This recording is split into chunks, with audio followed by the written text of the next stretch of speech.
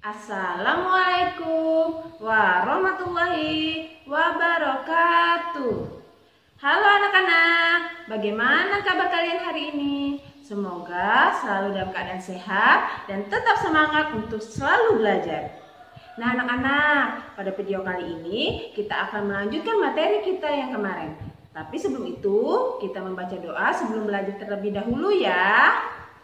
Bismillahirrahmanirrahim.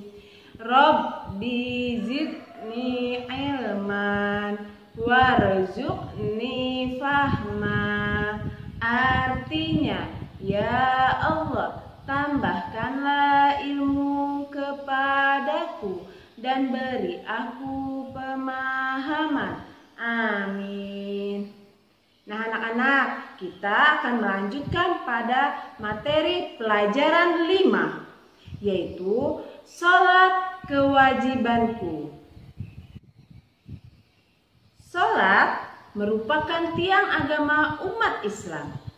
Barang siapa yang menegakkan sholat, berarti ia telah menegakkan agama.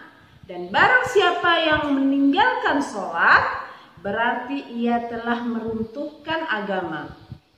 Sholat fardu hukumnya wajib. Sholat fardu ini ada 5 waktu. Dan sholat fardu ini telah ditentukan waktunya. Nah, sekarang kita masuk ke inti ibadah sholat. Kata sholat artinya doa. Pengertian dari sholat adalah serangkaian ucapan dan gerakan tertentu yang diawali dengan takbiratul ihram dan diakhiri dengan salam. Diingat ya anak-anak, itu adalah pengertian dari sholat. Sholat dilaksanakan untuk membuktikan pengabdian diri kita kepada Allah Subhanahu wa Ta'ala. Melaksanakan sholat berarti menyembah Allah Subhanahu wa Ta'ala, berdoa kepadanya dan memohon ampun kepada Allah Subhanahu wa Ta'ala.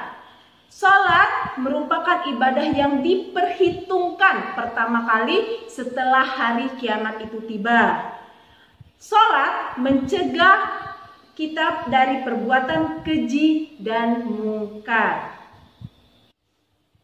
Allah Subhanahu wa Ta'ala memerintahkan kepada manusia untuk selalu melaksanakan sholat, baik itu sholat fardu maupun sholat sunnah, seperti yang telah dijelaskan dalam surah Al-Kautsar ayat 2 yang berbunyi, A'udzu billahi minasy syaithanir rajim. Bismillahirrahmanirrahim.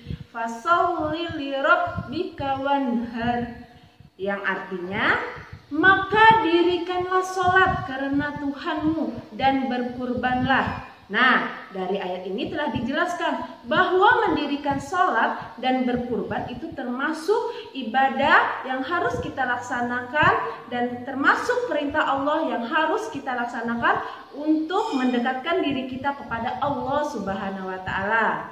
Nah anak-anak, sekarang coba kalian perhatikan video tentang gerakan sholat berikut ini. Untuk kalian bisa praktekkan di rumah ya. Mari kita simak bersama video berikut ini. Gerakan sholat yang pertama yaitu berdiri tegak menghadap kiblat dan membaca niat.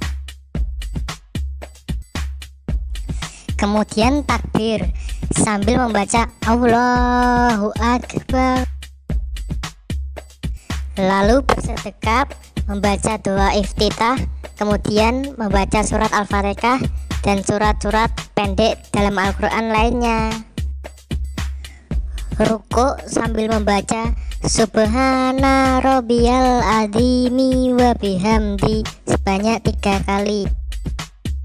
I'tidal bangun dari rukuk membaca Sami Allahu liman hamidah. Lalu berdoa membaca Rabbana lakal hamdu. Sujud dengan membaca Subhana Rabbiyal a'la wa bihamdi sebanyak 3 kali. Duduk di antara 2 sujud dan membaca doa Rabb Rabbi ghfirli warhamni wajburni warfa'ni warzuqni wahdini wa'afini wa'fu anni. Sujud lagi membaca Subhana Rabbiyal A'la wa bihamdi sebanyak 3 kali. Tahiyat awal dan kemudian tahiyat akhir.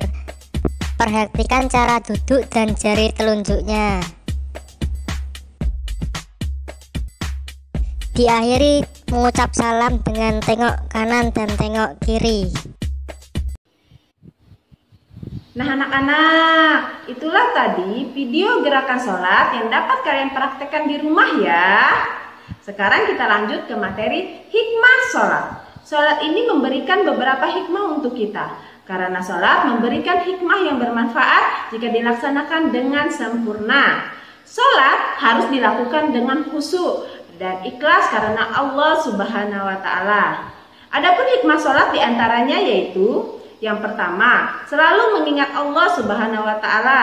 Yang kedua, mendekatkan diri kepada Allah Subhanahu wa Ta'ala. Yang ketiga, disiplin waktu. Yang keempat, hidup bersih. Yang kelima, hidup tertib dan teratur. Yang keenam, bersikap rendah hati. Yang ketujuh, hidup damai dan menyebarkan keselamatan. Yang kedelapan, hati menjadi tenang dan tentram. Yang kesembilan, membina kebersamaan, persatuan dan persaudaraan. Dan yang kesepuluh, memelihara diri kita dari perbuatan dosa. Nah, itulah tadi hikmah sholat yang dapat bermanfaat untuk kita ya anak-anak.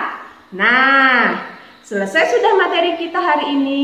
Semoga apa yang sudah Ibu jelaskan dapat bermanfaat untuk kalian dan dapat kalian terapkan dalam kehidupan sehari-hari. Terima kasih dari Ibu.